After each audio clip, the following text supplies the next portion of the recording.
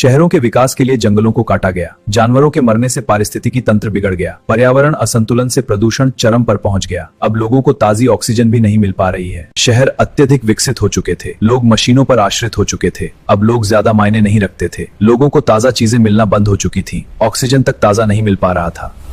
लोग अब fresh oxygen लेने के लिए स्पेशल लैब में जाते थे। अब लोग जल्दी बूढ़े होने लगे थे और लंग्स प्रॉब्लम के कारण मरने लगे थे। मोरल ये कि हमें फॉरेस्ट और एनिमल्स को बचाना होगा, वरना फ्यूचर में ऐसी ही प्रॉब्लम आएगी।